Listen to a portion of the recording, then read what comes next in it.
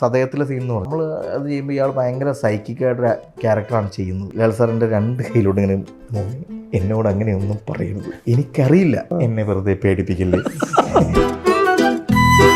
ഇപ്പം ഞാൻ സിൽവടി ഇത് ലാൽ സാർ ചാടില്ലേ സാർ, പാറുങ്ക സാർ പണ്ണോ, കാലിങ്ങനെ എടുത്ത് വെച്ച് വേറെ അപ്പം മുണ്ടടക്കം പുള്ളിക്ക് വേണ്ടി അഭിനയിച്ചു എന്നുള്ളതാണ്. ചുമ്മാ വർത്തമാനം പറഞ്ഞിരിക്കുന്ന സമയത്ത് ഞാൻ സാർ നമ്മൾ അടുത്ത ആഴ്ച ഇക്കിളിട്ടൊരു സീൻ എടുക്കുന്നുണ്ട് കേട്ടോ. അപ്പം ലാൽ സാറിന് കൗതുകം, ഇക്കിളിട്ടോ, അതങ്ങനെ ഇക്കിളിട്ട് നമ്മൾ സീൻ അത് നല്ലതായിരിക്കും അല്ലേ. എൻ്റെ അറിവിൽ ലാൽ സാർ ഇക്കിള് ഉള്ളൊരു സീക്വൻസ് അഭിനയിച്ചിട്ടില്ലെന്നാണ് തോന്നുന്നത്. ഷൂട്ട് ചെയ്യാൻ വരുമ്പോഴേ അതിൻ്റെ ഒരു എക്സൈറ്റ്മെൻ്റ് ഇല്ല. ഇന്ന് നമ്മുടെ ഇക്കിൾ സീനാണല്ലേ, സാർ എപ്പോഴും റിപ്പീറ്റ് ചെയ്ത് ആ സീൻ കാണും. ആ സിനിമയിൽ ഇത്രയേറെ ബ്രില്യൻ പെർഫോമൻസുകൾ അവിടെ ഇവിടെയൊക്കെ ഉണ്ടെങ്കിൽ പോലും സാർ ഏറ്റവും കൂടുതൽ അവൻ റിപ്പീറ്റ് ചെയ്ത് കണ്ടുള്ള സാറിൻ്റെ ഇക്കിളിട്ടുള്ള പെർഫോമൻസ് മോനെയാണെന്ന് കാണിച്ചിട്ടുണ്ട്. ഇക്കിൾ സീൻ ഈ ഫർഹാൻ്റെ അടുത്ത് വന്ന് ഇരിക്കുന്നവരെയും സാറിനോട് ഞാൻ അങ്ങനെ ഒരു ഭയങ്കര ഭ്രാന്തമായിട്ടൊരു സന്തോഷം മന്നെന്ന് ഞാൻ പറഞ്ഞിട്ടില്ല. ഞാൻ സാറിനൊക്കെ ഒന്ന് പറഞ്ഞു, സാറേ നമുക്ക് ഇയാൾ വേദനിക്കുന്നത് സാർ വേദനയോടെ ചിരിക്കണം അല്ലേ. പോയി മോണിറ്ററിന് മുന്നിൽ കാണുമ്പോൾ ഞാൻ കാണുന്നതാണ് ഇപ്പം കാണുന്ന എക്സ്പ്രഷൻ. ലാലേട്ടനുമായിട്ട് നെക്സ്റ്റ് പ്രൊജക്റ്റ് ഞങ്ങൾ എന്നാണ് വെയിറ്റ് ചെയ്യേണ്ടത്? എന്താ പറയുക, അത് ഒഫീഷ്യൽ അനൗൺസ്മെൻറ്റിൻ്റെ ആവശ്യം.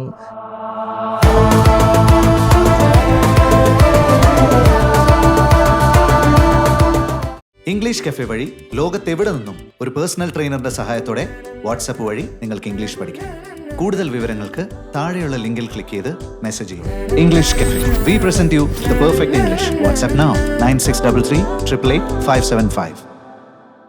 നമസ്കാരം, welcome to Django space. It's me Sreenath K Janardhanan. അപ്പോൾ ഇന്ന് നമ്മുടെ കൂടെയുള്ള അതിഥിയെ വെൽക്കം ചെയ്യുന്നത് ഇവിടെ മലയാളത്തിലെ ബിഗ് ബി സിനിമയിലെ ഒരു ഡയലോഗുമായി ബന്ധപ്പെടുത്തിയാണ്.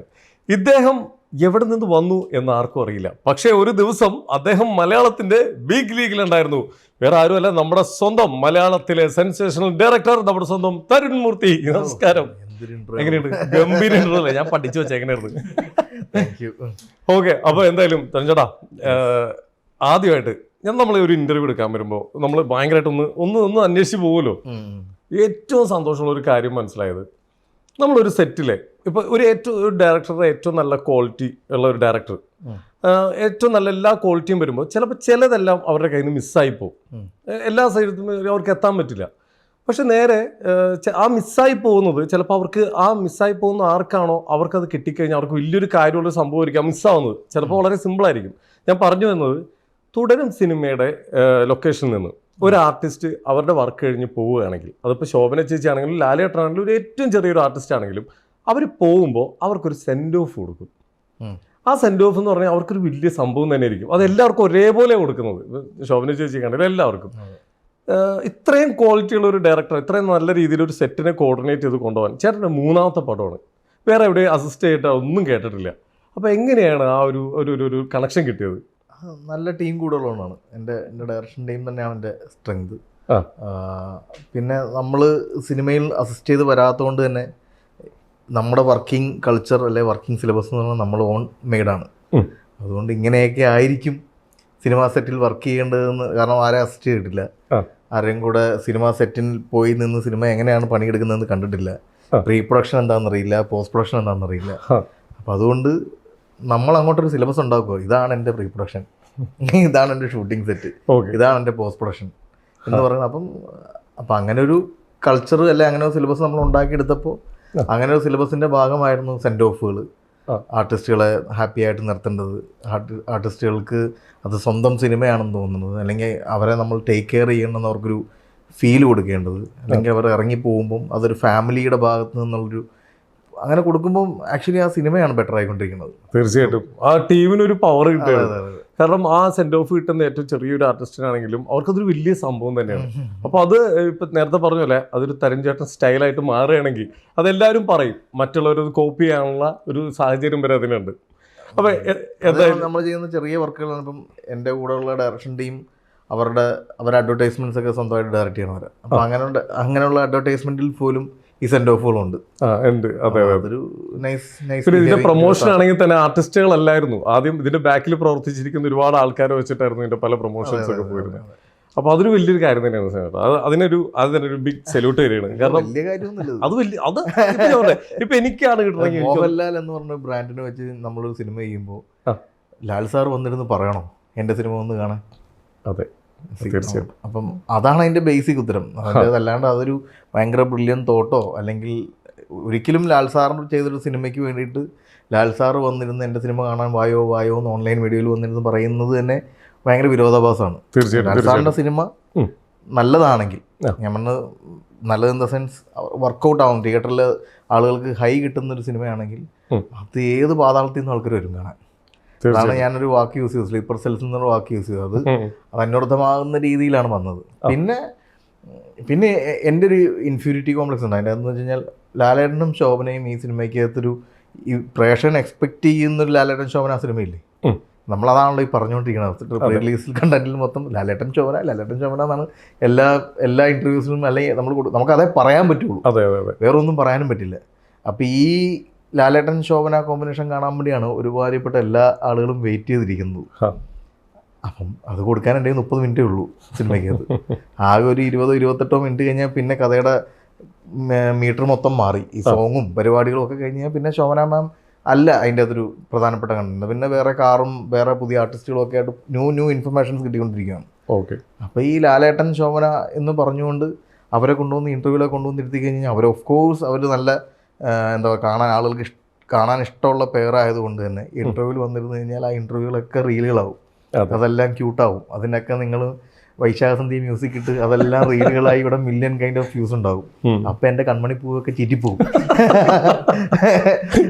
അപ്പോൾ ആ ഒരു ഇൻഫ്യൂരിറ്റി കോംപ്ലക്സ് ഉള്ളതുകൊണ്ടാണ് ശോഭന മാമിനെയും ലാലേട്ടനെയും ഇൻ്റർവ്യൂകളിൽ ഇരുത്താഞ്ഞത്. അപ്പോൾ ആളുകൾക്കൊരു പ്രതീക്ഷ ഉണ്ടല്ലോ, ഓക്കെ അതൊന്ന് കാണണം. അത് കാണാനുള്ള ഇപ്പോൾ ആളുകൾക്ക് വരുമ്പോൾ അത് കാണാൻ ആ 25 മിനിറ്റ്സ് എന്ന് പറയുന്നത് ഒരു 2 മണിക്കൂർ പോലും അവർക്ക് ഫീൽ ചെയ്യുന്നില്ല. കണ്ട് കൊതി തീർന്നതിന് മുന്നേ തന്നെ അവരുടെ കോമ്പിനേഷൻ്റെ സൗന്ദര്യം നിന്ന് പോകുന്നുണ്ട്, വേറെ കഥ നീണ്ടു പോകുന്നുണ്ട്, വേറെ പരിപാടിയിലോട്ട് പോകുന്നുണ്ട്. അപ്പോൾ അതൊക്കെ കൊണ്ടാണ് കൊണ്ടുവരുന്നത്. പിന്നെ ലാൽ സാറിനെ കൊണ്ടുവന്നിരുത്തി കഴിഞ്ഞ് കഴിഞ്ഞാൽ വെറുതെ നിങ്ങൾ ദൃശ്യം കൈൻഡ് ഓഫ് എന്ന് പുള്ളീനെ കൊണ്ട് തന്നെ പറയിച്ചെടുക്കും. വേറെ പല ഇൻ്റർവ്യൂസിന് പോകുമ്പോൾ ഭയങ്കര ശുദ്ധനായ ഒരു സോൾഫുള്ളായിട്ടൊരു മനുഷ്യനാണ്. അപ്പം പുള്ളിക്ക് അങ്ങനെ നമ്മൾ ഒളിപ്പിച്ച് വെക്കും പോലെ ഒന്നും ഒളിപ്പിച്ച് നിന്ന് ഇൻ്റർവ്യൂസ് ഒന്നും പറയാൻ പറ്റില്ല. അപ്പം ഏതെങ്കിലുമൊക്കെ ഇൻ്റർവ്യൂ ചാനലുകളൊക്കെ കുത്തിപ്പൊക്കി അത് നമ്മൾ മനഃപൂർവ്വം സാറെ ഹൈഡ് ചെയ്ത് വെക്കണം എന്ന് പറഞ്ഞാൽ പോലും ഏതെങ്കിലും മൊമെൻറ്റിൽ ലാൽ സാർ അങ്ങനെ കള്ളമൊന്നും ഒളിപ്പിച്ച് വെക്കാൻ പറ്റുന്ന ആളല്ല. അപ്പോൾ അതൊക്കെ കൊണ്ടാണ് അങ്ങനെ ഹൈഡ് ചെയ്ത് വെച്ചത്. നമ്മളൊന്ന് ബാക്കോട്ട് പോവുകയാണെങ്കിൽ ഇപ്പോൾ ചേട്ടൻ്റെ എൻട്രി തൊട്ട് നമ്മൾ നോക്കുകയാണെങ്കിൽ വളരെ എന്താ പറയുക, ഒരു സമയത്ത് ഇപ്പോൾ പ്രേം സിനിമ ഒരു സെൻസർ കോപ്പിയൊക്കെ ഭയങ്കരമായിട്ട് ലീക്കായിരിക്കുന്ന സമയം ലാലേട്ടൻ സിനിമയെ റെക്കോർഡ് തകർക്കാതിരിക്കാൻ വേണ്ടിയിട്ട് ഇത് മനഃപൂർവ്വം ലാലേട്ടൻ്റെ ടീമുകൾ ഇത് സ്പ്രെഡ് ആക്കുന്നു, ഒരു വലിയൊരു വാർത്ത സ്പ്രെഡ് ആവുന്നു. ആ ടൈമിൽ ഇത് ഇങ്ങനെയൊന്നും അല്ല, ഇത് എന്താ പറയുക, ഇത് അദ്ദേഹം ഈ ഇപ്പം നിങ്ങൾ ഉദ്ദേശിച്ച പോലെ ഒന്നുമല്ല ഇതിൻ്റെ കഥ എന്ന് വ്യക്തമാക്കി കാണിച്ചുകൊണ്ട് ആ നിരപരാധിത്വം തെളിയിക്കുന്ന രീതിയിൽ, കാരണം വെറുതെ ആരൊക്കെയോ പറഞ്ഞ് പ്രചരിപ്പിക്കുന്ന ഒരു കഥയാണ്, നിരപരാധിത്വം തെളിയിക്കുന്ന രീതിയിൽ വളരെ വ്യക്തമായ പ്രൂഫോടുകൂടി ഓപ്പറേഷൻ ജാവ് പോലത്തെ ഒരു സിനിമ എടുത്ത് മുമ്പോട്ടാണ് ചേട്ടൻ്റെ വരവ്. ആ വരവ് തന്നെ അങ്ങനെയായിരുന്നു. അത് കഴിഞ്ഞ് ഇപ്പോൾ കുറേ നാളുകൾ കഴിഞ്ഞ് ഇപ്പോൾ വീണ്ടും ഒരു സിനിമ ഇറങ്ങിയപ്പോൾ ഒരുപാട് ആളുകൾ ലാലേട്ടനെ ഭയങ്കരമായിട്ട് വിമർശിക്കുന്നു. ഭയങ്കരമായിട്ട് ഇനി ലാലേട്ടൻ സിനിമകൾ ഞങ്ങൾ പോയി കാണില്ല എന്ന് വരെ പറയുന്ന ഒരു സാഹചര്യത്തിൽ ആ പറഞ്ഞവരെ കൊണ്ട് തന്നെ എന്തേ ഞങ്ങൾക്ക് ടിക്കറ്റ് കിട്ടാത്തതെന്ന് പറഞ്ഞ് അലയിക്കുന്ന ഒരു സാഹചര്യം ഇപ്പോൾ നമ്മുടെ സിനിമയിൽ ഉണ്ടായിട്ടുണ്ട്. ഒരു കാര്യം കൂടി പറയുകയാണെങ്കിൽ ലാലേട്ടൻ അഭിനയം മറന്നു എന്ന് പറയുന്ന കുറേ ആൾക്കാരുണ്ടായിരുന്നു. അവരെ കൊണ്ട് ഇതാണ് ഞങ്ങളുടെ ലാലേട്ടൻ്റെ അഭിനയം, ഇതാ ലാലേട്ടൻ്റെ കംബാക്ക് എന്ന് അവരെ കൊണ്ട് തന്നെ പറയിപ്പിച്ച ഒരു ആളാണ് തരുൺചേട്ടൻ. ആസ് എ ഫാൻ ബോയ് എന്ന നിലയിൽ ഇതിന് മൊത്തത്തിൽ എന്താ പറയാനുള്ളത്? അല്ല, പ്രേമം സെൻസർ കോപ്പി ലീക്ക് സംബന്ധമായിട്ടുള്ള ന്യൂസ് കേൾക്കുന്ന സമയം മുതൽ ഞാനങ്ങനെ ഒരു മോഹൻലാൽ ഫാൻസ് അസോസിയേഷൻ മെമ്പറൊന്നുമല്ല, അല്ലെങ്കിൽ കടുകട്ടി ഓൺലൈൻ ടീമുകളുടെ ഭാഗമായിട്ടൊന്നുള്ള ആളൊന്നുമല്ല. പക്ഷേ ഞാൻ ഈ സ്ലീപ്പർ സെല്ലിൽ പെടുന്ന ആളാണ്. ലാലേട്ടൻ്റെ നല്ല പടങ്ങൾ വരണം എന്ന് ആഗ്രഹിക്കുന്ന ആളാണ്. അപ്പം അങ്ങനെ ഒരാളായ എന്നെപ്പോലും ഇത് ദൃശ്യത്തിൻ്റെ റെക്കോർഡ് പൊട്ടിക്കാണ്ടിരിക്കാൻ വേണ്ടി ട്രിവാൻഡ്രം ലോബി കളിക്കുന്ന കളിയല്ലേ എന്ന് പറയുന്ന ഓൺലൈൻ മീഡിയ ഉണ്ടാക്കിയൊരു കൈൻഡ് ഓഫ് ബൂമുണ്ടല്ലോ, അതിൻ്റെ അകത്ത് ഞാനും കൺഫ്യൂസ്ഡ് ആയിപ്പോയാണ്. ഇനി അങ്ങനെ ആയിരിക്കുമോ ദൃശ്യത്തിൻ്റെ റെക്കോർഡ് പൊട്ടി ട്രിവാൻഡ്രം ലോബി എന്നൊക്കെ പറയുന്നത് കറക്റ്റ് ആയിരിക്കുമോ എന്ന് പറയുന്ന ചിന്തകളിലൂടെ തന്നെയാണ് ഞാനും പോയിക്കൊണ്ടിരുന്നത്. അപ്പോൾ അത് പിന്നീട് എന്താ പറയുക, ഞാൻ ആ സമീർക്ക ഷൈജൂക്കയുടെ കൂടെ ഒരു സിനിമ വർക്ക് ചെയ്യുന്നതിൻ്റെ ഭാഗമായിട്ടൊക്കെ നടക്കുന്ന സമയത്താണ് ഇതിൻ്റെ പ്രശ്നങ്ങളൊക്കെ നടന്നുകൊണ്ടിരിക്കണം. അന്നും നമ്മളത് കേൾക്കുന്നുണ്ട്, ദൃശ്യം റെക്കോർഡ് പൊട്ടിക്കാണ്ടിരിക്കാൻ വേണ്ടി പ്രേമം പൊട്ടിക്കരുത്, അതിന് വേണ്ടിയിട്ട് ഭയങ്കരമായ ലോബിക്കളികൾ, കൊച്ചി ലോബി, ട്രിവാൻഡ്രം ലോബി എന്നൊക്കെ പറഞ്ഞ് കളിച്ചുകൊണ്ടിരിക്കുക എന്നൊക്കെ നമ്മൾ ഈ ഓൺലൈനിലുള്ള ഫേക്ക് എഴുത്തുകാരെ കൊണ്ട് ഫേക്ക് ഐ ഡികളിൽ വരുന്ന എഴുത്തുകളോടുകൂടി നമ്മളും നമ്മളുടെ ബോധത്തിൽ അത് വന്ന് വീഴുവാണ്. അപ്പം അങ്ങനെയാണ് ഞാൻ അൻവറിക്കനെ കാണുന്നത്. അൻവറിക്കനെ ഞാൻ കണ്ട് ഇതൊക്കെ ചോദിക്കുമ്പോഴും ഞാൻ അൻവർക്കയോട് എൻ്റെ കൗതുകത്തിന് ഇതെങ്ങനെ ട്രിവാൻഡ്രം ലോബിക്കാർ പണി തന്നെയാണോ, പോടോ അതൊന്നും അല്ലടോ എന്നാണ് അൻവറിക്കയും പറയുന്നത്. അതിനുശേഷമാണ് അൻവറിക്കയുടെ ഈ ഇങ്ങനെയുള്ള സെൻസസ്കോപ്പി ലീക്കുമായിട്ട് ബന്ധപ്പെട്ട് പല കാര്യങ്ങൾ നടക്കുന്നു എന്നുള്ളതൊക്കെ നമ്മൾ അറിയുന്നത്. കടവന്ത്ര ഭാഗത്തുള്ള ഏതൊരു IT കമ്പനിയുള്ള കുറച്ച് പിള്ളേർ ചേർന്നാണ് സൈബർ സെല്ലിനെ ഇത് കണ്ടെത്താൻ ഹെൽപ്പ് ചെയ്തതെന്നൊരു ഇൻഫർമേഷൻ കിട്ടുകയും അവരെ പോയി നമ്മൾ കാണുകയും, അന്ന് എൻ്റെ കൂടെ വേറൊരു ഫ്രണ്ട് കൊണ്ട് വിഷ്ണു എന്ന് പറഞ്ഞ കൂട്ടുകാരുണ്ട്, ഞങ്ങൾ രണ്ടുപേരും കൂടി ഇത് പോയി കാണുകയും കുറേ ഇൻഫർമേഷൻ കളക്ട് ചെയ്യുകയൊക്കെ ചെയ്ത ഭാഗമായിട്ട് അവരുടെ അന്വേഷണം കടന്നു പോയ വഴിയിൽ എവിടെയൊക്കെയോ പണ്ട് സിനിമയിൽ അസോസിയേറ്റ് ആയി നിന്നിരുന്ന ആരുടെയോ ഒരു അക്കൗണ്ടിലേക്ക് കുറച്ച് പൈസ വന്നിട്ടുണ്ടെന്നും അത് ഇതുമായിട്ട് ബന്ധപ്പെട്ട ഏതോ അന്വേഷണമാണെന്നൊക്കെ, അത് ഈ പറയുന്ന ട്രിവാൻഡ്രം ബെൽറ്റിലുള്ള ഏതോ ഒരു ഡയറക്ടറാണെന്നൊക്കെ പറഞ്ഞുകൊണ്ടാണ് ഈ സംശയങ്ങൾ മൊത്തം വരാനുള്ള കാരണം. പക്ഷെ അതൊക്കെ വെറും ഫേക്കായിട്ടുള്ള അല്ലെങ്കിൽ വെറും അസംഷൻസ് മാത്രമായിരുന്നു. പിന്നെ അപ്പോൾ നമുക്ക് വളരെ ക്ലാരിറ്റി ആയി ഇത് അങ്ങനെയൊന്നുമല്ല, ഇതിന് പിന്നിൽ ഇങ്ങനത്തെ റൈവൽറിയോ അങ്ങനെ ഇതൊക്കെ വെറും ബിൽഡപ്പ്, ഓൺലൈൻ ബിൽഡപ്പുകൾ മാത്രമാണ്, അല്ലെങ്കിൽ അവരുടെ ഫാൻഷിപ്പിനെ സപ്പോർട്ട് ചെയ്യാനായിട്ട് ഇവരുണ്ടാക്കുന്ന ഓരോ കൈൻഡ് ഓഫ് തിയറീസ് മാത്രമാണ് എന്നൊക്കെ നമ്മളും റിയലൈസ് ചെയ്യുന്നത് ഇതിന് ഇത്രയും പിന്നാലെ ഇത്രയും ഡീറ്റെയിൽ ആയിട്ട് പോയപ്പോൾ എനിക്കും മൂടായിപ്പാണല്ലേ എന്ന് മനസ്സിലാകുന്നത്. പിന്നെ ഇത് നമ്മൾ ഷൂട്ട് ചെയ്യാൻ തീരുമാനിച്ച സമയത്ത് അൻവർക്ക് എന്നോട് പറഞ്ഞ ഒരൊറ്റ കാര്യം എന്ന് പറഞ്ഞാൽ ഇതിൻ്റെ പേരിൽ ഞാൻ ഒരുപാട് അനുഭവിച്ചിട്ടുണ്ട്. ഒരുപാട് ഫാൻസ് തിയറീസ് കൊണ്ടുവന്ന് അവരങ്ങനെയാണ് ഇങ്ങനെ, എൻ്റെ ബന്ധങ്ങൾക്ക് പോലും പല പല കോൺഫ്ലിക്റ്റുകൾ ഈ എന്താ പറയുക ഈ ഓൺലൈനിലുണ്ടാകുന്ന ആളുകൾ ഉണ്ടാക്കുന്ന ഇതിൽ എനിക്കുണ്ടായിട്ടുണ്ട്. അപ്പം തരുൺ ഈ സിനിമ ചെയ്യുമ്പോൾ കറക്റ്റായിട്ടുള്ള ഇൻഫർമേഷൻ, അല്ലാണ്ട് ആർക്കും വേണ്ടിയിട്ട് ഇത് എന്താ പറയുക വളച്ചൊടിക്കാനോ ഒന്നും പാടില്ല. എന്ത് സംഭവിച്ചോ അത് അതേപോലെ ഒരു ഡോക്യുമെൻ്ററി വിത്ത് സിനിമാറ്റിക് എലിമെൻറ്റിൽ പറയുകയാണെങ്കിൽ ഐ ആം വെരി ഹാപ്പി. അല്ലാന്നുണ്ടെങ്കിൽ എനിക്കത് ബുദ്ധിമുട്ടായിരിക്കും എന്നാണ് ഞാനത് ചെയ്യാമെന്നിട്ട് തന്നെ എടുക്കി പറയുന്നത്. അപ്പോൾ അത് ഞാൻ പിന്നെ അത് ശേഷാൽ അങ്ങനെ തന്നെ മാനിച്ചുകൊണ്ട് തന്നെയാണ് ആ സിനിമ ചെയ്യാൻ തീരുമാനിച്ചത്. അങ്ങനെ ചെയ്ത് ഫൈനൽ ഔട്ടായി കഴിഞ്ഞപ്പോൾ അൻവർക്ക് എന്നെ വിളിച്ചിട്ട് പറയുന്നത് താങ്ക് യു, എൻ്റെ മനസ്സിൽ ഇത്രയും നാളിങ്ങനെ കിടന്നിരുന്ന ഒരു പ്രശ്നത്തെ കൃത്യമായി അഡ്രസ്സ് ചെയ്ത് പുറം ലോകത്തെ അറിയിച്ചതിന് താങ്ക് യു എന്ന് പറഞ്ഞാലും ഇപ്പോഴും കുറേ ആളുകൾക്ക് അത് ട്രിവാൻഡ്രം ലോബിക്കാർ പ്രേമത്തിനെ പൊട്ടിക്കാൻ വേണ്ടി ചെയ്തതാണെന്ന് വിശ്വസിക്കാനാണ് ഇഷ്ടം. ഞാൻ ഇപ്പോഴും ഇടയ്ക്കിടയ്ക്ക് കാണാറുണ്ട്, ഏതെങ്കിലും കമൻറ്റിൻ്റെ അടിയിലേക്ക് വരുമ്പം ട്രിവാൻഡ്രം ലോബി പൊട്ടിക്കാനായിട്ട് അന്ന് പ്രേമം നിവിൻ പോളിയുടെ ഹിറ്റ് വന്നു കഴിഞ്ഞാൽ ദൃശ്യത്തിനെ പൊട്ടിക്കും, അതുകൊണ്ട് അത് സംഭവിക്കാണ്ടിരിക്കാൻ വേണ്ടി ഇപ്പോഴും പറയുന്ന ഒരു വലിയ അന്ധമായി വിശ്വസിച്ചിരിക്കും അന്തം ഫാൻസ് ഉണ്ട്. അത് ഏത് ഗ്രൂപ്പിൻ്റെ ആണെന്ന് അതല്ല, അങ്ങനെ. പക്ഷെ അവർക്ക് അങ്ങനെ അതാണ് ഇഷ്ടം. പിന്നെ നമ്മളെന്ത് പറഞ്ഞിട്ട് എന്താ കാര്യമില്ല, എന്തൊക്കെ കാണിച്ചാലും പണ്ട് പറഞ്ഞ ചങ്ക് പറിച്ച് കാണിച്ചാലും. ശരിക്കും ഇപ്പോൾ ഈ സിനിമ ഇപ്പോൾ തുടരുമിലേക്ക് എത്തണമെങ്കിൽ ശരിക്കും ഒരു 5-8 വർഷമായിട്ട് ഇൻഡസ്ട്രിയിനകത്തും പുറത്തുള്ള പലർക്കും അറിയാവുന്നൊരു കഥയാണത്. അപ്പോൾ ശരിക്കും ചേട്ടനെ സംബന്ധിച്ചിടത്തോളം ചേട്ടൻ്റെ 3ാമത്തെ സിനിമ ഇത് ചെയ്യുമ്പോൾ നല്ല അത്യാവശ്യം ഒരു ടെൻഷൻ ഉണ്ടാവേണ്ട ഒരു കാര്യം തന്നെയാണ്. കാരണം പലരും അറിഞ്ഞിരിക്കുന്ന ഒരു കഥയാണ്. ഇനി അതെങ്ങനെ പ്രസൻറ്റ് ചെയ്യുന്നു, അതെങ്ങനെ അതിൻ്റെ ഔട്ട് വരുന്നു, അത് ആ ചെയ്യുന്ന ഡയറക്ടറുടെ കയ്യിലാണ് ബാക്കിയിരിക്കുന്നത്. അപ്പോൾ അത് ചെയ്യുമ്പോൾ അതിൻ്റേതായിട്ടുള്ളൊരു ടെൻഷൻ ഉണ്ടായിരുന്നു. ഞാൻ എപ്പോഴും ഇവരൊക്കെ ഈ സസ്പെൻസിന് വേണ്ടി ഭയങ്കരമായിട്ട് ഈ കഥ ലീക്കാകുമോ നമ്മൾ ഇതേറെ നിൽക്കുന്ന കഥയാണല്ലോ. ഇത് ഏത് ഹബ്ബിൽ ചെന്നാലും ഇത് മറ്റേ കഥയല്ലേ, മറ്റേ ബെൻസ് മറ്റേ എന്ന് പറഞ്ഞാൽ എൻ്റെ മെയിൻ ക്രക്സ് ഇവരിങ്ങോട്ട് പറയും. അപ്പം എനിക്ക് തന്നെ എത്രയോ ആളുകൾ എൻ്റെ സുഹൃത്തുക്കൾ തന്നെ പല സെറ്റിലൊക്കെ ഇരിക്കുമ്പോഴത്തേടോ തൻ്റെ സിനിമയുടെ കഥ ഇവിടെ നിന്ന് ഡിസ്കസ് ചെയ്യണമെന്നൊക്കെ പറയും. അപ്പം അത് പിന്നെ ഞാൻ പിന്നെ ബോധം ചെയ്തില്ല, ഇതൊരു ഏറിൽ നിൽക്കുന്ന കഥയാണ്. എത്രയോ 6ഓളം സംവിധായകർ ചെയ്യാമെന്ന് പറഞ്ഞ് അവരുടെയൊക്കെ ഇതിലൂടെ പോയതാണ്. അവരൊക്കെ ഇതിൻ്റെ അകത്ത് പല രീതിയിൽ വർക്ക് ചെയ്യാൻ ശ്രമിച്ചിട്ടുള്ള ആളുകളാണ്. അപ്പം അതുകൊണ്ട് ഇതൊരു വലിയ പുതുമയുള്ള അല്ല, എല്ലാ സെറ്റിലുള്ള സിനി ഗ്രൂപ്പുകൾക്ക് എല്ലാവർക്കും അറിയാം ഇതിങ്ങനെ ഒരു എലിമെൻ്റ് ആണ് എന്നറിയാം. അപ്പോൾ അതിനെ അവൻ അങ്ങനെ ബോധർ ചെയ്തില്ല, അത് അറിയണമെങ്കിൽ അറിയട്ടെ. അപ്പോൾ അതിന് അപ്പുറത്തേക്ക് ഇതിൽ എന്താണ് സർപ്രൈസ് കൊടുക്കാൻ പറ്റുക. അപ്പം അങ്ങനെയുള്ള ചിന്തകളൊക്കെയാണ് ഈ പറയുന്ന ലാൻഡ് സ്ലൈഡ്, മഴ, കാട്, ആന, പാമ്പ്, കുറുക്കൻ എന്നൊക്കെ പറയാം. അതൊന്നും ഇവർക്കാർക്കും അല്ലെങ്കിൽ ശാന്തമീ രാത്രിയിൽ, ഭാരതിരാജ എന്നൊക്കെ പറയുന്ന എലിമെന്റുകളൊക്കെ അതിന്റെ ഭാഗമായിട്ട് ഉണ്ടാക്കിയ സർപ്രൈസുകൾ. അതായത് ഇതിന്റെ ഇന്റർവൽ ബ്ലോക്കും ഈ കഥയും അറിയാമെന്ന് പറഞ്ഞാലും എടാ ഭയങ്കര നീ ഇതൊക്കെ എന്ന് പറയുന്ന തോന്നൽ അവർക്ക് കൊടുക്കുക എന്നുള്ളതായിരുന്നു ഞങ്ങൾ ആദ്യത്തെ ശ്രമങ്ങൾ. പിന്നെ സെക്കൻഡ് ഹാഫിൽ നടന്ന പല കാര്യങ്ങളും പണ്ടൊന്നും ഇല്ലാത്ത കാര്യങ്ങളാണ്. പല അല്ലെങ്കിൽ ഫൈറ്റ് ബ്ലോക്കുകൾ അതൊന്നും പണ്ടത്തെ അങ്ങനെ ഇല്ല. അപ്പോൾ അത് പണ്ട് ചിലപ്പോൾ ഒരു ഫൈറ്റിലൊക്കെ ചിലപ്പോൾ പടം തീർന്നേനെ. ഞങ്ങൾ 3 ഫൈറ്റുകളാക്കി. അപ്പോൾ ഹീറോയ്ക്ക് അത്രയേറെ കോൺഫ്ലിക്റ്റ് ഉണ്ടാകുന്ന ഒരു വില്ലൻ ഉണ്ടാക്കി. വില്ലൻ എന്ന് വെച്ചാൽ 3 വില്ലന്മാരുണ്ടാക്കി. 3 വെച്ചാൽ ഫർഹാൻ അടക്കാണ് ഞാൻ പറഞ്ഞത്. അത് വളരെ സ്ട്രോങ് ആയിട്ട് ഇരിക്കുന്ന 2 വില്ലന്മാരാക്കി. പിന്നെ എൻ്റെ എൻഡ് പോർഷനിലോട്ടൊക്കെ വരുമ്പം അതിന് വേറെ ഈ പറയുന്ന വേറൊരു കഥ അതായത് ഈ സിനിമ അവസാനിക്കുന്ന ഒരു ഫൈറ്റിലാണല്ലോ നോർമലി പടങ്ങളൊക്കെ തീരാറ്. വില്ലനുമായിട്ടുള്ള ഫൈറ്റ് കഴിഞ്ഞിട്ടും പുതിയ കഥ തുടങ്ങുക. അതെ അതെ. അപ്പം അങ്ങനെ ഒരു ട്രീറ്റ്മെൻറ്റ് കൊണ്ടുവന്നു. അപ്പം അങ്ങനെയൊക്കെ പുതിയ പുതിയ എലിമെൻറ്റുകൾ ആഡ് ഓൺ ചെയ്തപ്പോൾ ഇനി എത്ര കഥ അറിയാമെന്ന് പറഞ്ഞവൻ വന്നാലും അവന് പുതിയത് കാണാനുണ്ടാവും. ശരി, ഇത് എത്ര നാളുകൊണ്ട് ഇപ്പോൾ ചേട്ടൻ്റെ കയ്യിൽ ആ സ്റ്റോറി കിട്ടിയിട്ട് എത്ര നാളുകൊണ്ടാണ് ഇത്രയും ഡെവലപ്പ് ചെയ്തെടുത്തത്? ഞാൻ 2022 ഡിസംബർ 2-നാണ് സൗദി വെള്ളക്ക് ഇറങ്ങുന്നത്. സൗദി വെള്ളക്ക് ഇറങ്ങി ഒരു ഡിസംബർ പകുതിയോടുകൂടിയൊക്കെയാണ് രഞ്ജിതൻ എന്നെ വിളിക്കുന്നത്. സിനിമ കണ്ട് ഇഷ്ടപ്പെട്ടു എന്ന് പറയുന്ന അഭിനന്ദനങ്ങൾ അറിയിക്കാൻ വേണ്ടിയാണ് വിളിക്കുന്നത്.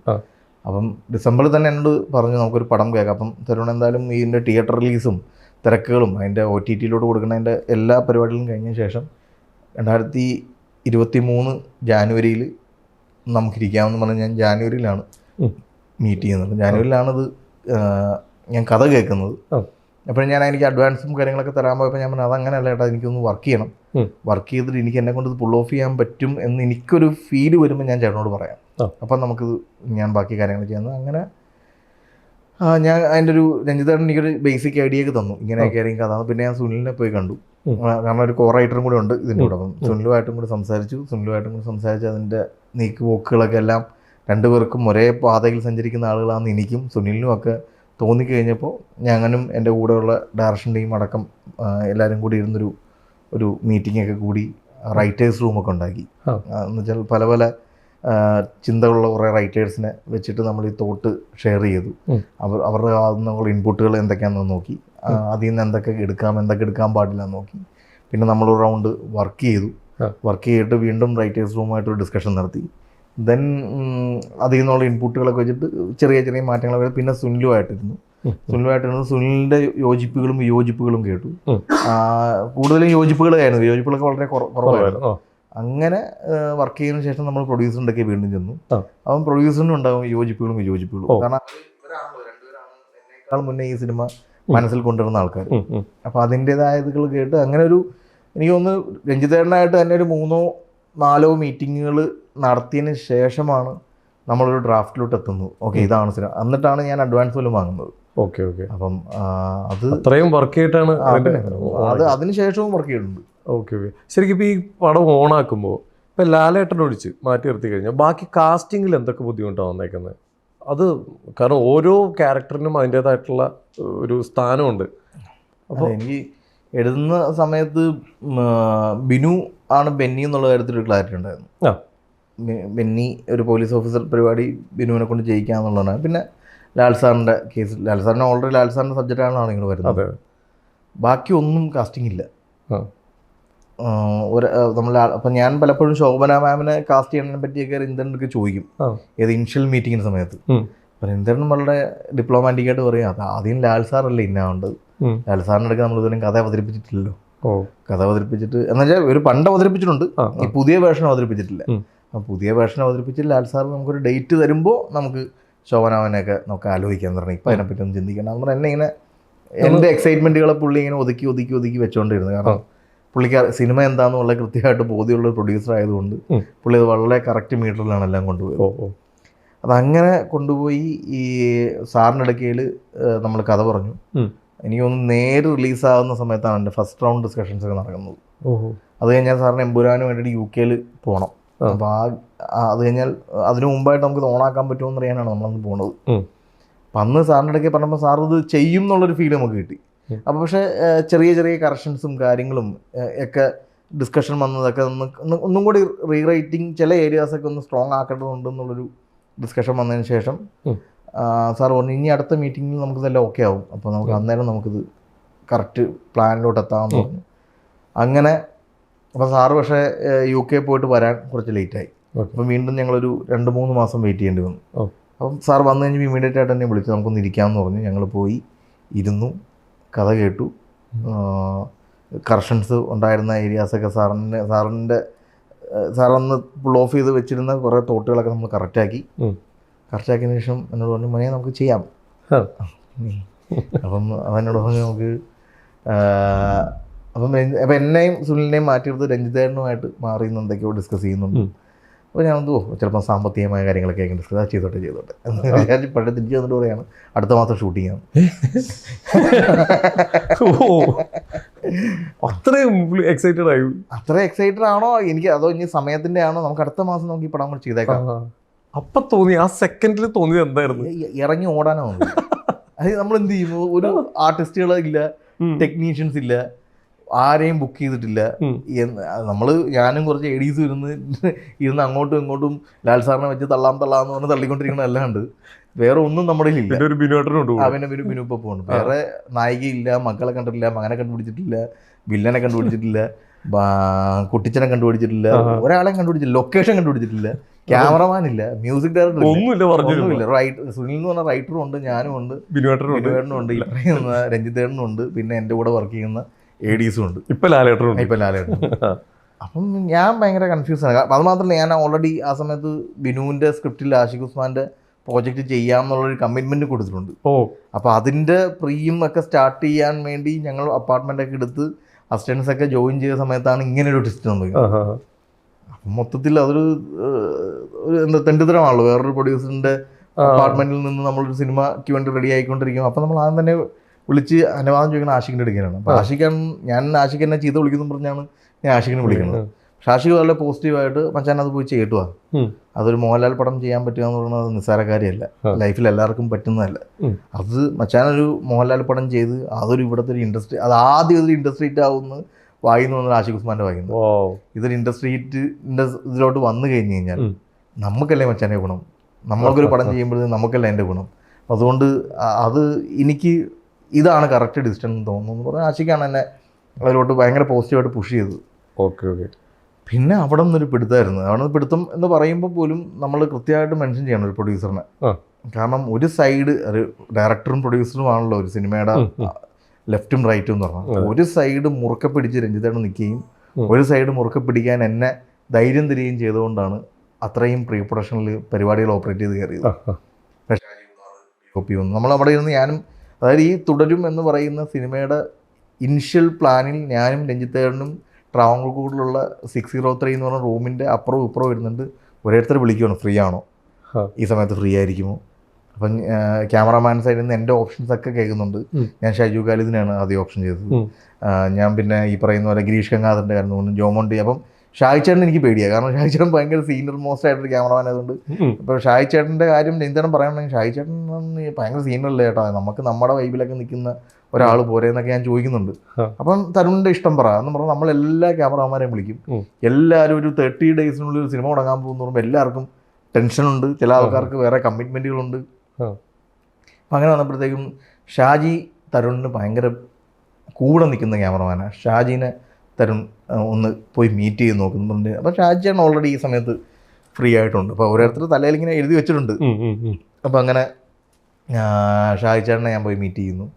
ഫസ്റ്റ് മീറ്റിങ്ങിൽ തന്നെ ഷാജിച്ചേട്ടൻ്റെ കൈൻഡ് ഓഫ് അപ്രോച്ചും ഷാജിച്ചേട്ടൻ്റെ രീതികളും ഷാജിച്ചേട്ടൻ എന്നോട് കാണിക്കുന്ന ഒരു സ്നേഹവും ഒക്കെ കണ്ടപ്പോഴത്തേക്കും ഈ ആൾ കൊള്ളാലോ, ഈ ആൾ നമ്മൾ പുലിമുരുകൻ മറ്റേതെന്നൊക്കെ പറഞ്ഞ് അങ്ങനത്തെ ഒരു അതിനപ്പുറത്തേക്ക് ഈ ആളെ കൊണ്ട് നമുക്ക് നമ്മളുടെ സൗണ്ടിലോട്ടും കൊണ്ടുവരാൻ പറ്റും.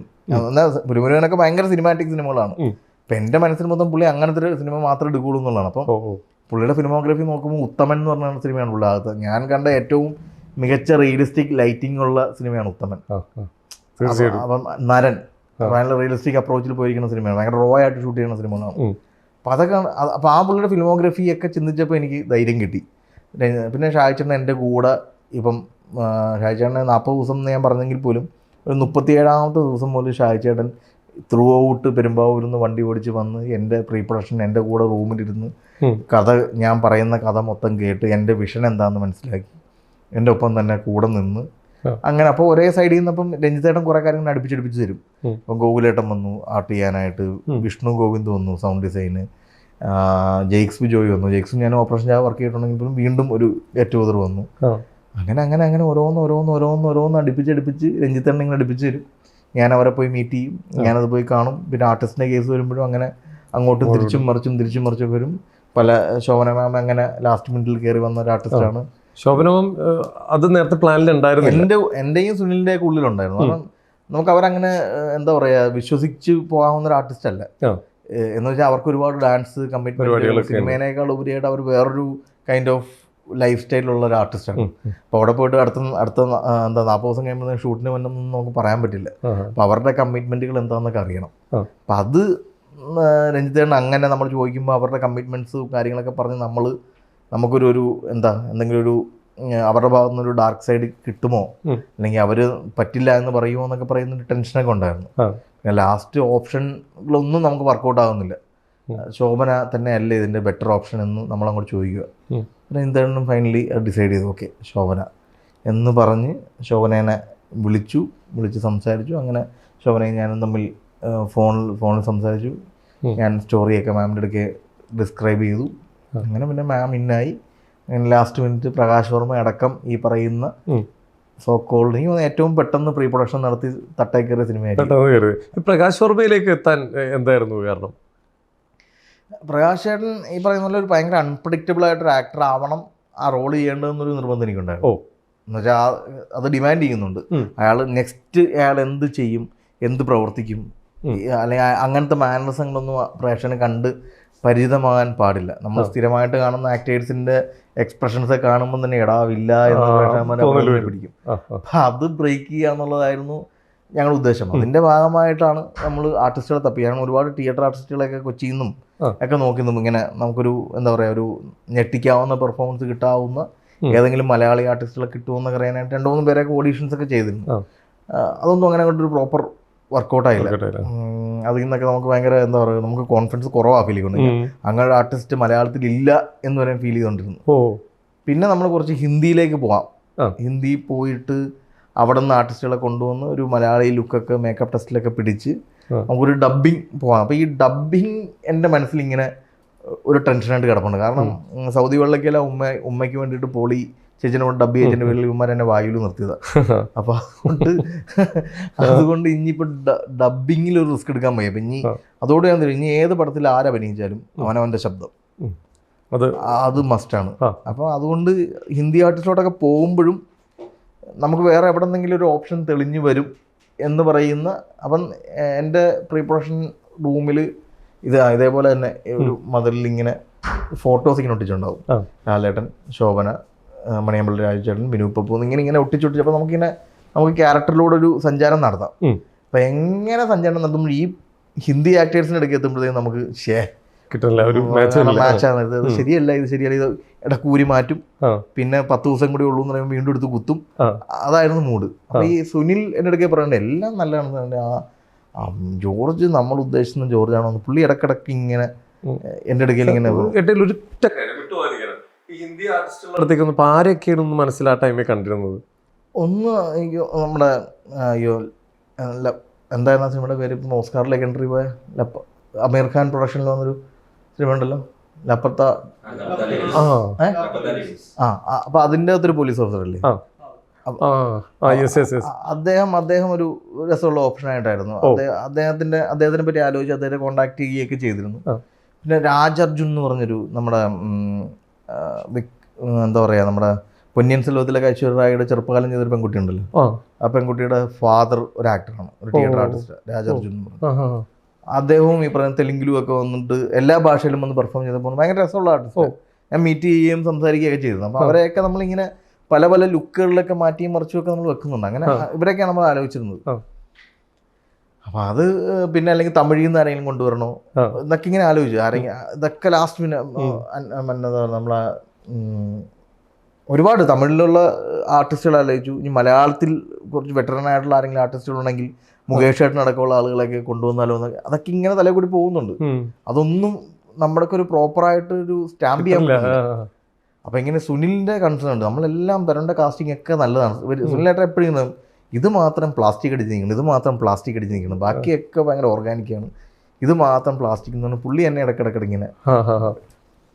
അപ്പോഴും എൻ്റെ പ്രാക്ടിക്കാലിറ്റി ഉണ്ടല്ലോ, പ്ലാസ്റ്റിക് എന്ന് പറഞ്ഞിട്ട് കാര്യമില്ല, 10 ദിവസം കഴിഞ്ഞ് ഷൂട്ട് തുടങ്ങണം.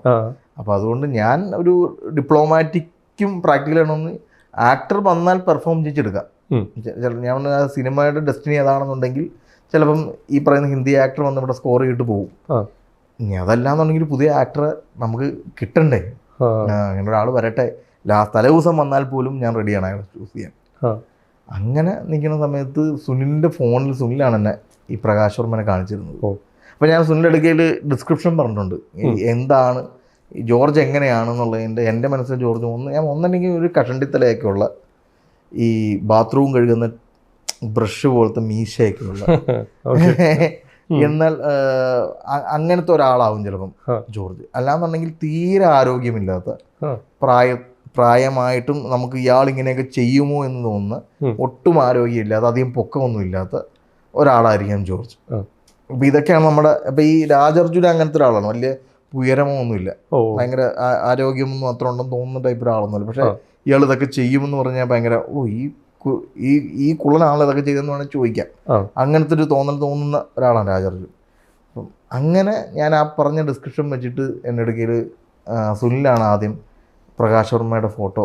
സുനിലിങ്ങനെ എവിടെയെങ്കിലൊക്കെ പോയി ആരുടെയെങ്കിലൊക്കെ ഫോട്ടോ അറിയാണ്ടൊക്കെ നല്ല പോർട്രേറ്റുകൾ എടുക്കുന്ന സ്വഭാവമുണ്ട്. അതിൻ്റെയൊക്കെ ഇഷ്ടംപോലെ ഫോട്ടോസ് നമ്മളറിയാം, ഭയങ്കര കാൻഡിഡ് ആയിരിക്കും ആ ഫോട്ടോ. അങ്ങനെ പ്രകാശ് വർമ്മയായിട്ട് ഏതൊരു മീറ്റിങ്ങിൽ സുനിൽ എടുത്ത ഒരു കാൻഡിഡ് ആയിട്ടൊരു ഫോട്ടോ എന്നെ ഇങ്ങനെ കാണിച്ചു തന്നു. അപ്പോൾ ഈ പറഞ്ഞ പോലെ കയറിയ കഷണ്ടി, നല്ല കട്ടിയുള്ള മീശ, പുള്ളി എപ്പോഴും താടി വെക്കും, നല്ല താടിയൊക്കെ വെച്ചിട്ടുള്ളൊരു ഒരാളാണ്. ഞാനിത് പ്രകാശ് വർമ്മയല്ലേ, ഈ പുള്ളിക്ക് കോടികൾ വാങ്ങുന്ന പരസ്യം ചെയ്യുന്ന മനുഷ്യനല്ലേ, ഇയാൾ സിനിമയിലൊക്കെ അഭിനയിക്കുമോ? അപ്പം സുനിലേട്ടൻ സിനിമയിൽ അഭിനയിക്കാൻ ഒരു ചാൻസും ഇല്ല. പക്ഷെ തരുൺ ഈ പറയുന്ന ഡിസ്ക്രിപ്ഷൻസൊക്കെ വെച്ച് നോക്കുമ്പോൾ ഇതൊരു ഓപ്ഷനായിട്ട് കാണിക്കാൻ എനിക്ക് തോന്നി. പുള്ളി സിനിമ എന്തായാലും ചെയ്യില്ല, പക്ഷെ ഇനി നാളെ ഞാൻ കാണിച്ചില്ലല്ലോ എന്ന് തോന്നുന്ന പുള്ളിയുടെ ഒരു സംതൃപ്തിക്ക് വേണ്ടിയിട്ടാണ് പുള്ളി കാണിച്ചത്. അങ്ങനെ കണ്ടപ്പം തന്നെ അതൊരു പരിപാടി ഉണ്ട്, പ്രകാശ് വർമ്മ ചെയ്താൽ നന്നാവും എന്ന് തോന്നി. പിന്നെ ഞങ്ങൾ പ്രകാശ് വർമ്മനെ കണക്ട് ചെയ്തു, കോൾ ചെയ്തു. അപ്പം ഇങ്ങനെ സിനിമ ചെയ്യാൻ താല്പര്യമുണ്ടോ എന്ന് ചോദിച്ചു. അപ്പോൾ മോഹൻലാൽ പടമാണെന്നുണ്ടെങ്കിൽ പുള്ളിക്ക് ചെറിയൊരു ചാഞ്ചാട്ടം, മോഹൻലാലിൻ്റെ കൂടെ സ്പെൻഡ് ചെയ്യാൻ കിട്ടുന്ന ടൈമല്ലേ, ഞാൻ എന്തിനും ഒഴിവാക്കണം എന്ന് പറയുന്ന രീതിയിൽ വന്നു. പിന്നെ ഞാൻ പോയി മുംബൈ പോയി പുള്ളിനെ കണ്ടപ്പോഴും കഥയൊന്നും പറഞ്ഞില്ല, ഞാനിങ്ങനെ ഒരു ആവശ്യമുണ്ട് ചേട്ടാ.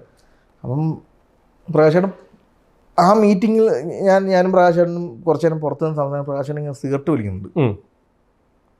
ഞാൻ അതൊക്കെ ശ്രദ്ധിക്കണം, പുള്ളിയുടെ സിഗരറ്റ് വലി, പുള്ളിയുടെ ശബ്ദത്തിലുള്ള മാനറിസങ്ങൾ കാര്യങ്ങളൊക്കെ. ഞാൻ പറഞ്ഞു പ്രകാശേട്ട ജോർജ് ഉണ്ട് നിങ്ങളിൽ, അതൊന്ന് എക്സ്ട്രാക്ട് ചെയ്ത് എടുക്കണം. അത് എനിക്ക് നിങ്ങൾ എന്നെ വിശ്വസിക്കുകയാണെങ്കിൽ ഞാനത് ചെയ്യിച്ചെടുത്തോളാം. അപ്പം പ്രകാശേട്ടൻ പറഞ്ഞു ഞാനൊന്നും കൂടി ആലോചിക്കട്ടെ, ഞാൻ എൻ്റെ ഫാമിലിയോടൊക്കെ ഒന്ന് ആലോചിക്കട്ടെ, കുറച്ച് വർക്ക് കമ്മിറ്റ്മെൻറ്റ്സ് ഒക്കെ ഇങ്ങനെ കിടപ്പുണ്ട്. അങ്ങനെ ഒരു 3 ദിവസം കഴിഞ്ഞപ്പോൾ ഞാനും സുനിലേട്ടനും കൂടി തന്നെ ബാംഗ്ലൂർ പോയി നിർവാണയുടെ ഓഫീസിൽ ഇരുന്ന് ഒരു ഭീകരമായിട്ടുള്ളൊരു 3 hour നറേഷൻ സ്ക്രിപ്റ്റിനെ പറ്റി കൊടുക്കണം. അപ്പം എനിക്ക് തോന്നുന്നു എൻ്റെ ലൈഫിൽ ഞാൻ ഇതുവരെ നറേറ്റ് ചെയ്തതിലുള്ള ഏറ്റവും ബെസ്റ്റ് സ്ക്രിപ്റ്റ് നറേഷനാണ് അത്. പ്രകാശ് വർമ്മയുടെ ഇത്രയും നാളത്തെ ലൈഫിൽ പ്രകാശ് വർമ്മ കേട്ടുള്ള ഏറ്റവും ബെസ്റ്റ് സ്ക്രിപ്റ്റ് നറേഷനാണ് അത്. അപ്പോൾ എന്ന് വെച്ചാൽ അത് ഭയങ്കര ഫയറാണല്ലോ. ഈ പറയുന്ന പോലെ ഇയാളെ എങ്ങനെയെങ്കിലും ഈ സിനിമയിൽ ഇന്നാക്കണം. ഞാൻ ഇനി കൂടി പോയാൽ 100% ഓക്കെ. ഞാൻ ഓക്കെ ഹാപ്പിയാണ്. ഇനി എനിക്ക് എന്തോ 9 ദിവസമോ 12 ദിവസം കൂടി ഉള്ളൂ ഷൂട്ടിലേക്ക്. അപ്പോൾ അത് കാരണം എനിക്ക് ഇയാളെ എങ്ങനെയും കൊണ്ടുവരാനുള്ള എൻ്റെ ഒരു ഫയർ മൊത്തം ഉണ്ട് ആ നറേഷൻ. അങ്ങനെ നമ്മൾ നറേറ്റ് ചെയ്ത് പുള്ളി നറേഷൻ ചെയ്ത് കഴിഞ്ഞപ്പോൾ പുള്ളി ഭയങ്കരമായിട്ട് ഇമോഷണലായി. എന്ന് വെച്ച് കഴിഞ്ഞാൽ ഒരു നല്ലൊരു ആർട്ടിൻ്റെ നറേഷൻ കേട്ട വൈഫും പുള്ളിയുടെ വൈഫും എൻ്റെ ലൈഫിൽ ഞാൻ ഇങ്ങനത്തെ ഒരു നറേഷൻ കേട്ടിട്ടില്ല. എന്തൊരു നറേഷനാണ് തരും, ഭയങ്കര മാജിക്കാണ് നിങ്ങളിപ്പം ഇവിടെ പറഞ്ഞതെന്ന് പറഞ്ഞ് അവർ ഒരു 5 മിനിറ്റ് പുറത്ത് പോയി ആലോചിച്ചതിന് ശേഷം വന്നിട്ട് വന്ന് ഞാനത് ചെയ്യാം.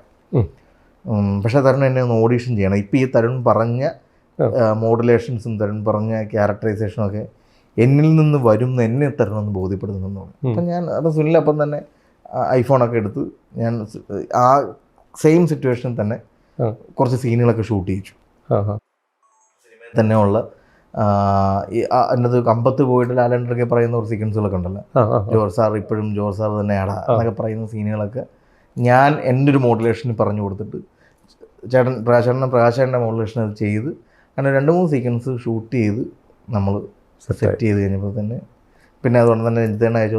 അപ്പം തന്നെ എന്നെ കിട്ടി, ജോർജിനെ കിട്ടി എന്ന് പറഞ്ഞു. അപ്പം തന്നെ ലാൽ സാറിനെ അയച്ചു. ലാൽ സാറും ഹാപ്പി, ഇത് പ്രകാശ് വർമ്മയല്ലേ ഇയാൾ ചെയ്യുമോ എന്ന് പറഞ്ഞ് അങ്ങനെ എല്ലാം കൊണ്ടും ഓക്കെ ആയി വന്നതാണ്. അങ്ങനെയാണ് എല്ലാ കാസ്റ്റിങ്ങും, ഫർഹാൻ്റെ ആയാലും എല്ലാ കാസ്റ്റിങ്ങുകളും. ഞാൻ പറഞ്ഞില്ല ഇത്രയും ഷോർട്ട് നോട്ടീസിൽ ഒരു സിനിമ പ്രീ പ്രൊഡക്ഷൻ. ഇനിയിപ്പോൾ എന്താ എനിക്ക് വേറൊരു പ്രൊഡ്യൂസറിന് സമയം വേണമെന്ന് ചോദിക്കാൻ പറ്റില്ല. ഇവർ പറയും 40 ദിവസത്തിലല്ലേ മറ്റേ പടം കയറി, അത് പെട്ടെന്ന് എന്തായാലും ആ ഒരു സംഭവം എന്താ പറയുക, എന്തൊക്കെ ടെൻഷനുകൾ എന്തൊക്കെ ഉണ്ടെങ്കിലും അവസാനം ഔട്ട് വന്ന് എത്തിയിരിക്കുന്നത് എവിടെയെന്ന് മാത്രം നമ്മൾ നോക്കിയാൽ മതി. ഇപ്പം നമ്മൾ വേറൊരു രീതിയിൽ പറയുന്നത് ആലങ്കാരികമായിട്ടാണോ, ഇപ്പം ലാലേട്ടൻ അതിലൊരു ആനയായിട്ടാണ് ചിത്രീകരിച്ചേക്കുന്നത്. അപ്പം നമ്മൾ പല ഫാൻസുകാരും മറ്റേ പല രീതിയിലൊരു സിംഹമായിരുന്നു ലാലേട്ടൻ നമ്മുടെ മുമ്പിൽ. ഇതിലെത്തി ഒരു ആനയായി. ശരിക്കും നമ്മൾ ആനേനെ വെച്ചിട്ട് പറയണമെങ്കിൽ ഇതൊരു നാട്ടാനയായിരുന്നെങ്കിൽ, ഈ കുറച്ച് നാൾ പണ്ട് ആ നാട്ടാനേനെ നല്ല വഴിക്ക് നടത്തിയിരുന്ന കുറേ പാപ്പാന്മാരുണ്ട്. ആ ആനേനെ അതേപോലെ കുറേ നാളുകൾക്ക് ശേഷം മെരുക്കി നല്ല രീതിയിൽ നടത്തിയേക്കുന്ന ഒരു പാപ്പാനാണ് ഞങ്ങളുടെ തരുൺ ചേട്ടൻ. ഇനി ഇവിടുന്ന് അങ്ങോട്ട് ഈ ആനേനെ മെരുക്കി മുമ്പോട്ട് കൊണ്ടുപോകാൻ പോണ പാപ്പാന്മാരോട് എന്താ പറയാനുള്ളത്? അയ്യോ ഈ ചോദ്യം ഇല്ല, ലാൽ സാറിന് നല്ല സ്ക്രിപ്റ്റ് കൊടുത്താൽ മതി. നമ്മളങ്ങനെ മെരുക്കാനോ ഒരുക്കാനോ ഒന്നും നിൽക്കണ്ട. ലാൽ സാറിന് ഒരു നല്ല സ്ക്രീൻ പ്ലേ ആണ്. എന്നുവെച്ചാൽ അത്രയും സൂപ്പർ ടാലൻറ്റഡ് ആയിട്ടുള്ള വേഴ്സറ്റൈൽ ആയിട്ടുള്ള ആക്ടറാണ് ലാൽ സാർ. അത്രയേറെ ആഴമാണ് അദ്ദേഹത്തിന് ചിന്തകൾക്കും, അത്രയേറെ ക്ലാരിറ്റിയാണ് അദ്ദേഹം ചെയ്യാൻ പോകുന്ന കാര്യങ്ങൾക്കും. അപ്പം അങ്ങനെ ഒരു ആക്ടറിന് ഇടയ്ക്കിൽ നമ്മൾ എന്തെങ്കിലും തട്ടിക്കൂട്ട് സ്ക്രിപ്റ്റുമായിട്ട് പോയിട്ട് കാര്യമില്ല. അപ്പം ഇവൻ ഞാനാണെങ്കിൽ പോലും എനിക്കും ഇനി വീണ്ടും ലാൽ സാറിനൊപ്പം പ്രവർത്തിക്കാനുള്ള ഭാഗ്യം ഓപ്പൺ ആണെങ്കിൽ പോലും, അല്ലെങ്കിൽ എന്നോട് ലാൽ സാർ പറഞ്ഞാൽ പോലും ഞാൻ ആ എക്സൈറ്റ്മെൻറ്റിൻ്റെ പുറത്ത് പോയിട്ട് കാര്യമില്ല. എനിക്കൊരു പ്രോപ്പർ ടെക്സ്റ്റ് ഉണ്ടാവണം. അതും ആ ആക്ടറിനെ ചലഞ്ച് ചെയ്യുന്ന രീതിയിലുള്ള സ്ക്രിപ്റ്റുകളാണ്. അപ്പം സ്ക്രിപ്റ്റിൻ്റെ കാര്യത്തിൽ ആരും ഇനി റിസ്ക് എടുക്കാൻ നിൽക്കരുത് എന്നുള്ളതാണ്. അതെ, കറക്റ്റ് സാധനം കൊടുത്തു കഴിഞ്ഞ് കഴിഞ്ഞാൽ അത് അത്രേ ഉള്ളൂ. നമ്മുടെ സ്ക്രിപ്റ്റിൻ്റെ അകത്ത് ഇതൊക്കെ ഉണ്ട്. പേടിക്കാനുണ്ട്, ചിരിക്കാനുണ്ട്, കരയാനുണ്ട്, ഭയപ്പെടാനുണ്ട്, അല്ലെങ്കിൽ റിവെഞ്ച് ചെയ്യാനുണ്ട്, ഇടിക്കാനുണ്ട്. ഒരു മോഹൻലാൽ എന്ന് പറഞ്ഞ ഒരു ബ്രാൻഡിനെ എല്ലാ രീതിയിലും യൂസ് ചെയ്യാനുള്ള എല്ലാ എലിമെൻറ്റുള്ള സ്ക്രിപ്റ്റായിരുന്നു ഈ പറയുന്ന ബെൻസ് എന്ന് പറയുന്നത്. അത് സുനിൽ എഴുതുമ്പോഴും അതിൻ്റെ അകത്ത് ഒരു 60% കാര്യങ്ങളുണ്ട്. ഞാൻ കൂടി വന്നപ്പോൾ അതിൻ്റെ അകത്തേക്ക് എൻ്റെതായ ഒരു 40% കൂടി ഞാൻ ആഡ് ചെയ്തിട്ടുള്ളൂ. അപ്പോൾ മോഹൻലാൽ എന്ന് പറഞ്ഞ നടനെ അടിമുടി യൂസ് ചെയ്യാനുള്ള കയ്യും കാലും നഖവും കണ്ണും കാലും എന്താ പറയുക, അദ്ദേഹത്തിൻ്റെ ബാക്ക് ഷോട്ടുകളും ഫ്രണ്ട് ഷോട്ടുകളും കയ്യും ഒക്കെ യൂസ് ചെയ്യാനുള്ള എല്ലാ എലിമെൻറ്റുകളുള്ളൊരു സ്ക്രിപ്റ്റായിരുന്നു. അപ്പം ഞാൻ പറഞ്ഞാൽ അങ്ങനെ ഒരു സ്ക്രിപ്റ്റ് അല്ലെങ്കിൽ പോലും അറൗണ്ട് ഒരു 60% ആണെങ്കിലും ആ നടനെ ചലഞ്ച് ചെയ്യുന്ന സ്ക്രിപ്റ്റുകൾ ഉണ്ടായാൽ നല്ല നല്ല നല്ല സിനിമകൾ ഉണ്ടാവും. ഇപ്പം ശരിക്കും പറയുമ്പോൾ തിയേറ്ററിൽ ഇപ്പോൾ ഈ സിനിമ തുടങ്ങിയ ലാലേട്ടൻ്റെ പോർഷൻ എടുക്കുകയാണെങ്കിൽ ഓരോ കയ്യടി കിട്ടിയ സീനുകളിലും ഓരോ പ്രത്യേകതകളുണ്ട്. ഇപ്പോൾ ലാലേട്ടൻ ചെയ്തേക്കുന്ന പല കാര്യം നമ്മളിങ്ങനെ പണ്ട് എവിടെയൊക്കെയോ മിസ്സായ പല സംഭവങ്ങളുമാണ്. ഇപ്പം ഒരു ചെറിയൊരു എക്സാമ്പിൾ പറയുകയാണെങ്കിൽ സദയത്തിലൊക്കെ നമ്മൾ കണ്ടേക്കുന്ന ഈ ഒരു പോർഷൻ കവിളിർന്ന് വിറപ്പിക്കുന്നത് വരെ ഇതിൽ കറക്റ്റായിട്ട് കൊണ്ടു വെച്ചിട്ടുണ്ട്. അപ്പോൾ അത്രയും ഒബ്സർവ് ചെയ്തിട്ടാണോ ചേട്ടൻ അത് ചെയ്തേക്കുന്നത്? അല്ലെങ്കിൽ ആ സദയം റീക്രിയേറ്റ് ചെയ്യാനൊന്നും അല്ലായിരുന്നു ആ സമയത്തുള്ള. അപ്പം അതെനിക്ക് തോന്നുന്നു ലാൽ സാറിൻ്റെ ഇടയ്ക്കിൽ ഞാനിങ്ങനെ പറയാം, അയാളുടെ കിളി മൊത്തം പോയിരിക്കുന്നൊരവസ്ഥയാണ്.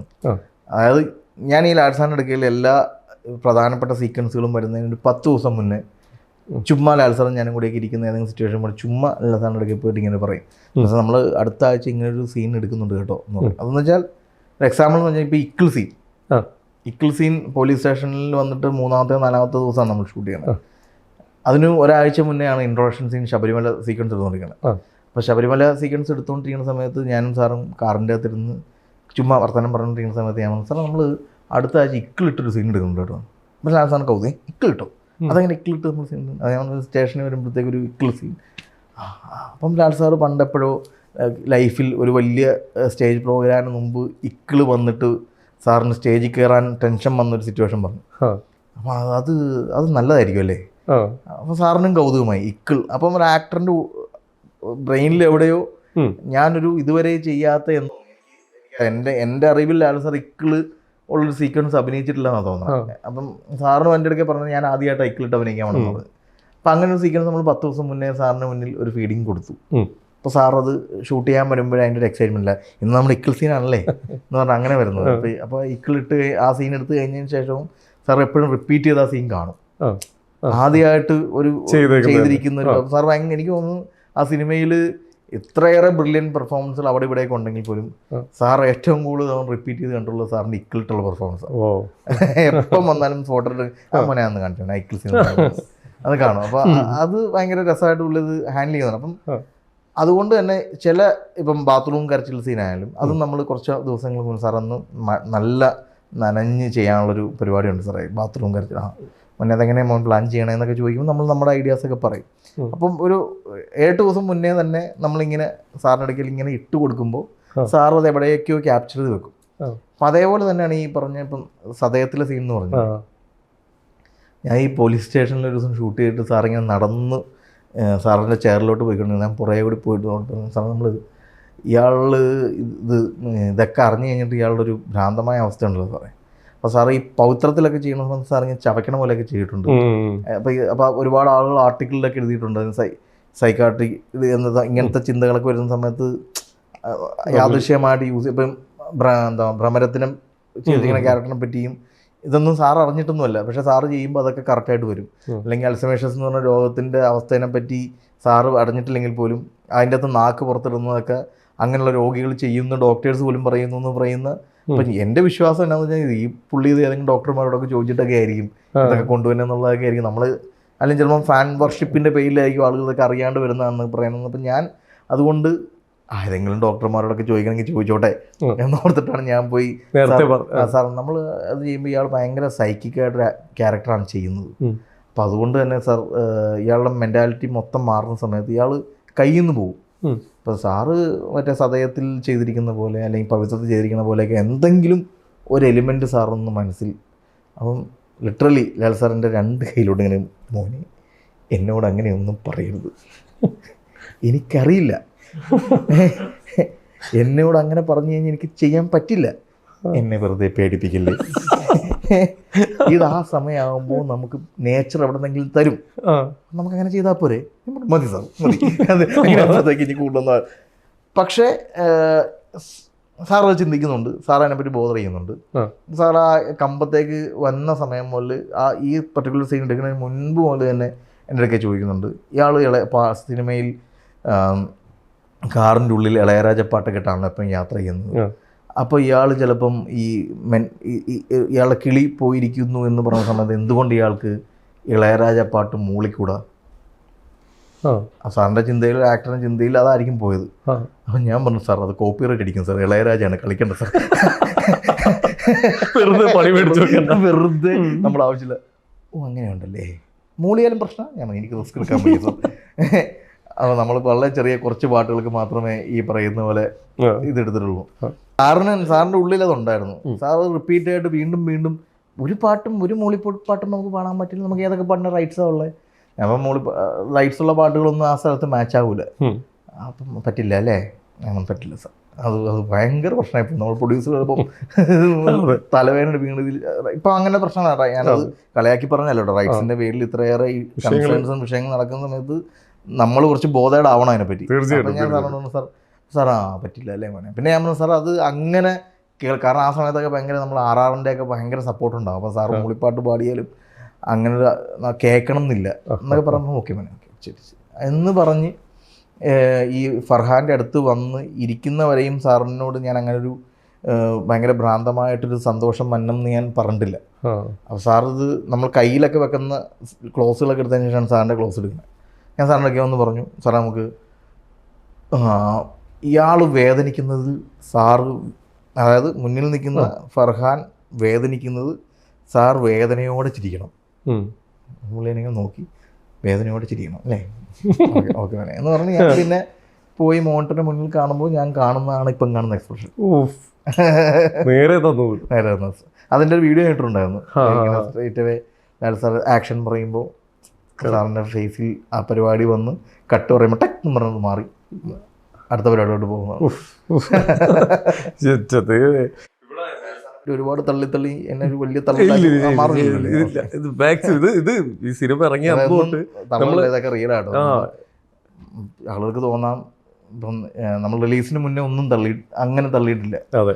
റിലീസിന് മുന്നേ ഞാനൊരു സീനിന് കട്ട് വിളിക്കാൻ മറന്നുപോയിരുന്ന ഒരു അബദ്ധം മാത്രമേ എൻ്റെ വായിന്ന് വന്നുള്ളൂ. ബാക്കിയൊക്കെ ഞാൻ ഭയങ്കര കൺട്രോൾഡായിട്ടാണ് പോയത്. സത്യം പറഞ്ഞാൽ ഇത് നമുക്ക് എക്സൈറ്റ്മെൻറ്റ് തോന്നിയ ഒരു സീക്വൻസാണ്. ഇതുപോലെ ഇപ്പോൾ സാറ് പറയുന്ന പോലെ ആ ക്രൂവിലുള്ളവർക്കൊക്കെ ഇതുപോലെ ഒരുപാട് സാധനങ്ങൾ കിട്ടിയിട്ടുണ്ടാവും കയ്യിൽ, ഇഷ്ടം പോലെ. ഇപ്പോൾ പറയാൻ ഒരുപാട് സ്റ്റോറീസ് ഇങ്ങനെ ഓരോരുത്തർക്കും ഉണ്ടാവും. ഇപ്പം നമ്മൾ ഈ സിനിമ ഇറങ്ങി അന്നോട്ട് കണ്ടവർക്കൊക്കെ ഓരോ അഭിപ്രായങ്ങളാണ്. അപ്പോൾ അതിലെല്ലാ ഫാൻസ്, ഇത് ഒരു ഫാൻ ബേസ് നോക്കാതെ എല്ലാവരും അഭിപ്രായം പറഞ്ഞൊരു മൂവിയായിട്ടാണ്. കുറച്ച് നാളുകൾക്ക് ശേഷമാണ് ഇങ്ങനൊരു സാധനം കാണുന്നത്. ഫാമിലി ഇമോഷൻസിനെ കൃത്യമായിട്ട് സന്തോഷത്തിൽ ആൾക്കാർ, കാരണം നല്ലൊരു സിനിമ കണ്ടതിൻ്റെ സന്തോഷമാണ് എല്ലാവർക്കും. അല്ലെങ്കിൽ അത് ഞാൻ ഇഷ്ടപ്പെടുന്ന ലാലേട്ടൻ്റെ പടം എന്ന് മാത്രമല്ല നല്ലൊരു സിനിമ തിയേറ്ററിൽ വന്ന് കണ്ടതിൻ്റെ സന്തോഷം എല്ലാവർക്കും കിട്ടിയായിരുന്നു. റിവ്യൂവിലും എല്ലാവരും പറയുന്നുണ്ടായിരുന്നു.